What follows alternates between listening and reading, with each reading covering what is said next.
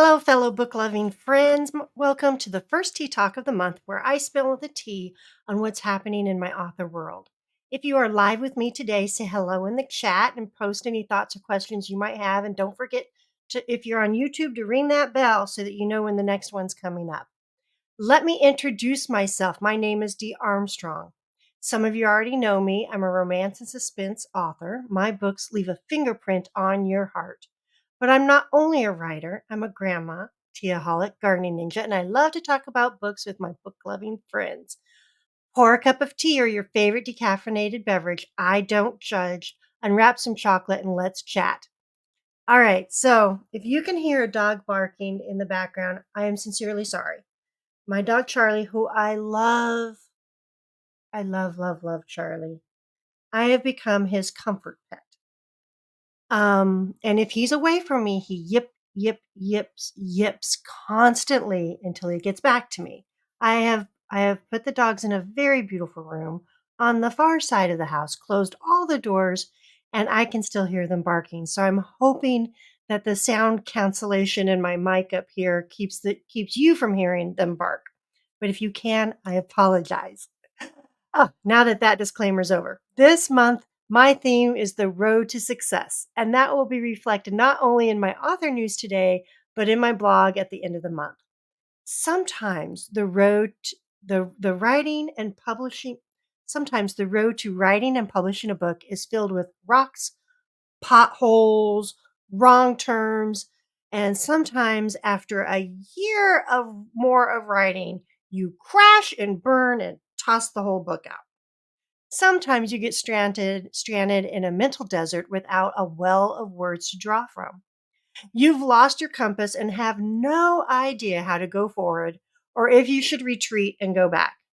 Sometimes you race down the road of writing, thinking you're heading in the right direction, only to realize you should be going this way instead of that way. And you have to delete whole chapters, replot, and restart. Now, it's been a long journey for J.D. Wolfe, my private investigator who solves mysteries and finds missing children with the unwanted help of the ghost that haunts her. The first time I wrote this book, it was rejected by my editor. Not just rejected, but I was told that my writing wasn't up to par. What a blow to the heart. This editor had no issues with my writing in my first 3 books. But in JD's book, it just didn't work for her. She said I put a sweet romance in the middle of a thriller, which I did without realizing it. I trusted her judgment. I split the book into 2. I kept the mystery in the chapters I liked with JD, separated the chapters with the love story between the secondary characters, and I trashed the rest. I spent a couple of years refining and powering up my writing. I call it sharpening my pen, all the while hoping that my book loving friends wouldn't forget about me. Check the chat real quick, see if anybody's there. Hello from Richmond. Hey, Connor. So glad to see you. Thank you. Um, Now, I am so close to being done with JD's first case that I can see the light on the horizon, the sweet taste of icing on the celebratory cupcake. The story has changed. JD has grown. She's getting a new cover and a new title. And last month, my cover designer and I worked to give JD a cover that reflects her journey. I had to choke down a slice of humble pie and contact the cover designers, let them know that I couldn't use the beautiful cover they'd made for me, the year before, a couple years before, because it didn't fit the story or even JD anymore. But they were incredibly kind and created a new cover, even gave me a discount, which I greatly appreciated. The cover for JD's first investigation is especially important because all of the other covers or all the other covers in JD's mystery solving series will follow this cover's template. And I wanted that cover to reflect the mystery and the thrill of JD's first case, but still being me, I wanted vibrant colors on it. I still want it happy. The book covers designers came through with an amazing cover that fits the genre and I can't wait to send out a cover reveal to all of you, my book-loving friends. Now, I've handed my book to my balcony readers, a group of readers brave enough to tell me where the book does and doesn't work without crushing my little writer heart. This month, the month of May, I am racing to finish JD's edits from those balcony readers. But my editor's beta reader has finished reading the book. And here's what the beta reader said about JD's first adventure. I laughed. I cried. I couldn't stop reading. I loved JD and the woman. I gotta tell you, that was like music to my ears. I was so excited that the editor's beta reader is another editor. I'm actually at Chris's editing hall, and she has I think 5 or 6 editors that work there. So the beta reader is one of her editors. So I finished the edits that the beta reader gave me, and now I have to fix the balcony reader edits. And then JD will go not only to 1, but 3 different editors in that editing house. One will check the book for big plot holes and sagging storylines and send it back. Then I will polish the book and get it to the next editor, who will check the book for sentence structure and send it back. I will polish again and get it to the next editor, who will check the book for grammatical errors and send it back. And then my hubby gives JD the last look over before the book is available to you. I can't tell you how excited I am. Plus, I did get some really great news from someone who I really admire and trust. At the beginning of April, I had a group of writers come to my house, and we did a writing immersion with Margie Lawson from Lawson's Writing Academy.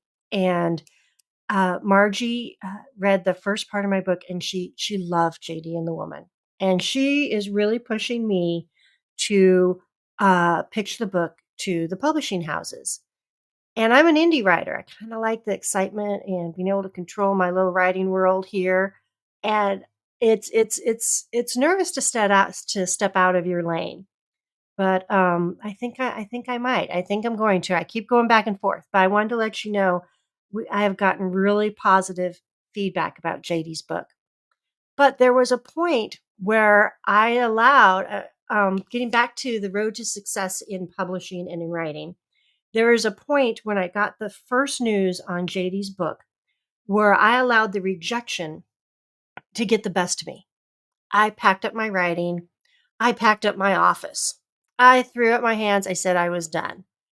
Okay, there were a couple of cuss words and a lot of tears in there too, but I shouldn't have taken the exit off the road of my writing journey. Sharpening my pen, that was smart. Allowing my writer heart to go up in flames was unprofessional. We need people in our lives to feel comfortable enough to tell us the truth without repercussions. If you just, I have to be careful about this, because if you decide to share a little truth with someone you love, sandwich it between 2 positives. Make sure they know you love and respect and accept them. Now, I'm not saying run up to your best friend and tell them, hey, I think this is wrong with your life and you're wrong here and you're wrong here.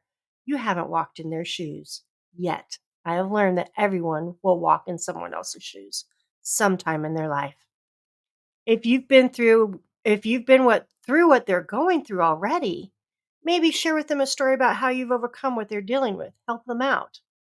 Now, my editor is good at what she does. She knows storytelling, and she enjoys helping writers traverse the treacherous road to publishing. The editor I had back then, not the editor I have right now, she told me the truth, and I'm sure this editor will too, and stuck to the truth when I didn't want to hear it. And I'm grateful, because the balcony readers who have read both versions of JD's adventure felt the new version was more heartfelt, faster paced, gut wrenching, twist filled, and had a huge reader payoff in the end. And that made the whole journey worth it when the reader is satisfied. Let me check the chat real quick. I see another comment. Oh, Kathy. Thank you. Kathy says she's so excited for JD to make her debut, and I am too. Thank you, Kathy. I really appreciate that. Now, I forgot all my little my little overlays. Oh well. More book news. I've entered JD's first book into two competitions. The first contest is the International Thriller Writers Best First Sentence Contest. The second contest is the Claymore Award at Killer Nashville's International Writers Conference in August of this year. The Claymore Award is for unpublished manuscripts, plays, or screenplays. Now, the competition was created to assist new and rebranding authors to become traditionally published. The competition is steep, but who knows? Maybe JD will give them a round kick to the head and they'll like it and want more. I was signed up to attend International Thriller Writers Conference in New York City at the end of this month, but I canceled for the very best reason. My daughter Lacey is due with her first child at the end of May, and I will be giving her all my love and my very best support. In August, I will be attending the Killer Nashville contest. This will be my first time at this conference. I've heard great things, and if the emails I've been receiving are an indication of the training and opportunities, it promises to be a winner for writers. Now, sharpening your pen. School is never out for the pro. And this month, I will be sharpening my pen by taking a class with an amazing author and teacher, Kathleen Baldwin. Kathleen is a Wall Street Journal and #1 Barnes& Noble and Amazon best-selling author. And in May, she is teaching a class at margielawson.com called Fiction Writer's Future. Now, I've taken this class in the past with her, but the publishing world is always changing, and Kathleen has her pin on the pulse of what's happening in the writing world. I look forward to her insight and thoughts on the shifts in publishing, AI's impact, how readers are adapting, and how writers are adapting and readers are changing, and what to expect for the future. If you're a writer, future writer, I'd love to cyber see you there. And then we go to Spill the Tea. Quick reminder, the next Spill the Tea book chat is May 15th, 1 p.m. Eastern Standard. That's noon if you're Central, 11 Mountain, and 10 Pacific. I will be spilling on Invincible by author Kay Brooks. Kay's a girlfriend of mine, and I can't wait to read this book and spill on it with you guys. Well, that's it for me, Dee. As always, thank you for being a book-loving friend, chatting with me, reading my books. Your support means the world to me, and I cannot thank you enough. You guys are the best. Let me leave you with this thought. Sometimes the road with the most rocks and potholes is the road with the rainbow at the end. Sometimes you make your own rainbow, and sometimes you are the rainbow. I'll put the kettle on for next time. Hugs. Bye for now, everybody.